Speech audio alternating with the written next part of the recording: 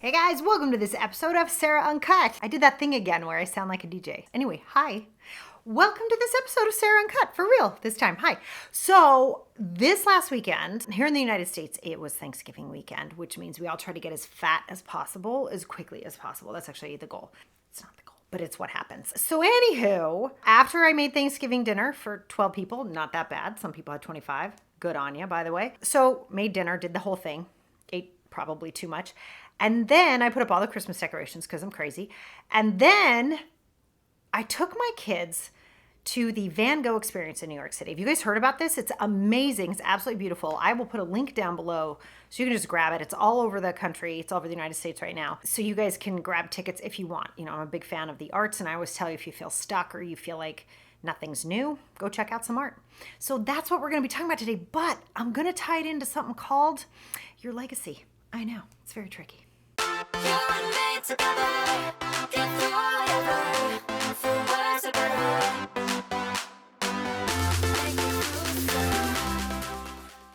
All right, you guys. So you know I cry.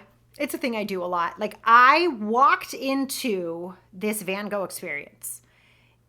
And it really is unlike anything I've ever seen. I have heard, I need to look this up. It is not verified. Please don't yell things at me in the comments. I've heard something like 900 million pixels it took to display this. And I would actually believe that. It was 3 massive rooms of Van Gogh's paintings put to music, and to watch them move and be animated was super cool. I took my kids and it was so cool to watch them watch it and really just put you inside the paintings like that. It was just amazing. And I might cry again. What is wrong with me? I cry at everything, you guys. You know, like long distance commercials. Remember those when we were, yeah, you don't remember because I'm old. They made us cry. But anyway, I walked in and I burst into tears.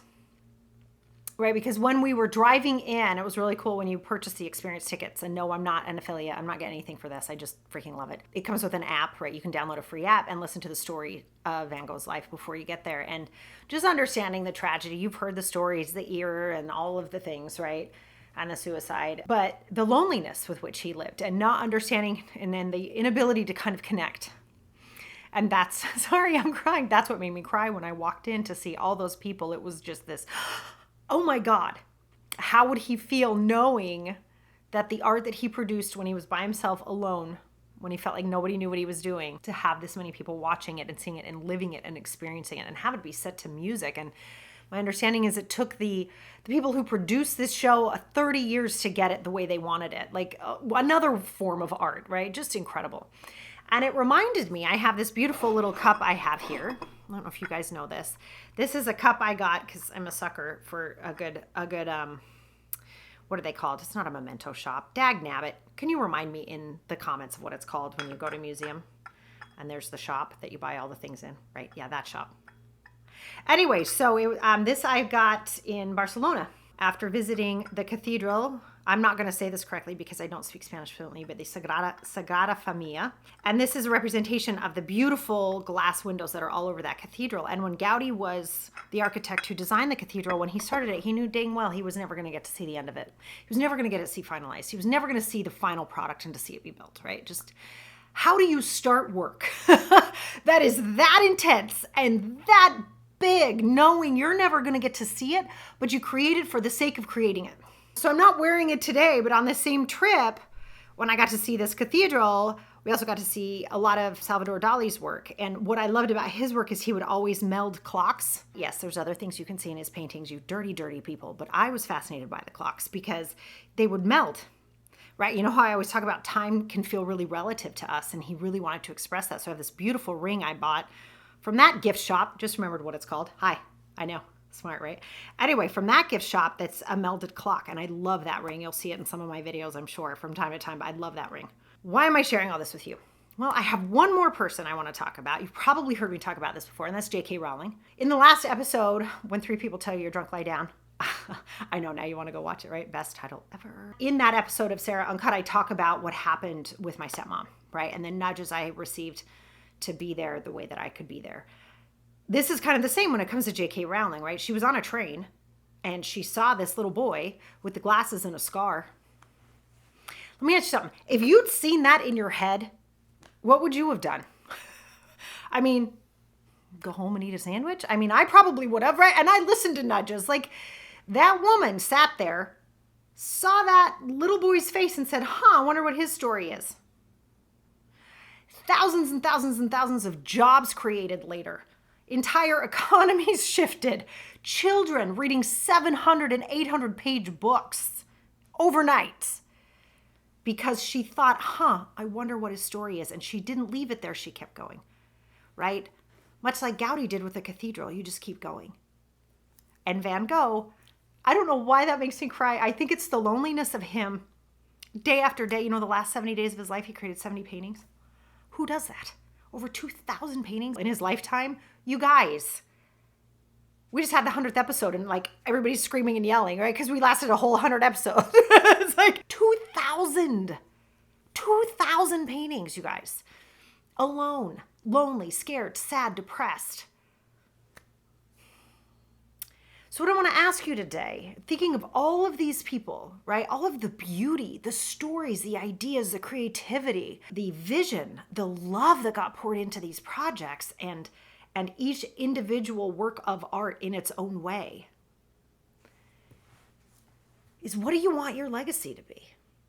What are you creating today that someone might read or listen to or watch 100 years from now and go, dang, that was amazing. This is why it's so important, you guys. You create before you consume. Could you imagine if Van Gogh was walking around that little town in France where he had his yellow house, right? Running around going, oh, they're using the orange better than me. Shit. I'm going to go home and do what they did. You guys, stop it.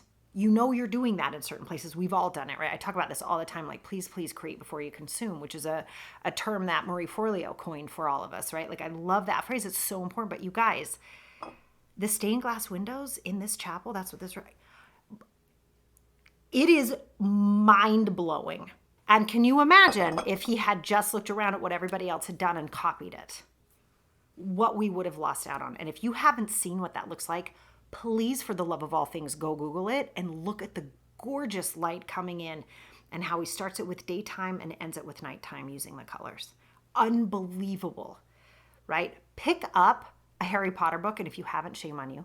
Just pick it up for a few minutes and look at the joy, the happiness, the personalities, the writing, the character, the craft that went into this, and then pick your head up and think about all the people who have jobs today at amusement parks, different places, the chefs that have been employed to create the candies and all the stuff that we go see, all of the seamstresses. I mean, just stop it. It's never ending because somebody decided to create before they consume. And listen to your nudges. Listen to your nudges. Love yourself up and honor the gifts that you alone have been given. So that's my little Sarah Uncut after my trip down Van Gogh Lane. Okay, sorry it makes me cry, you guys. I can't believe it, but it really does. I just want you to know in those moments when you're creating, right? When you are sitting down creating and nobody knows what you're doing but you. We all have those moments. If you're really serious about what you do, you have those moments, whether you're hitting a deadline or you're writing a new blog post or you're turning on your camera and hitting record, or you've decided to launch your own podcast, or you really want to write a book, or you decide to paint, or you decide to take beautiful photographs. Those are the moments. I know nobody sees them but you, but they matter. Go get them today.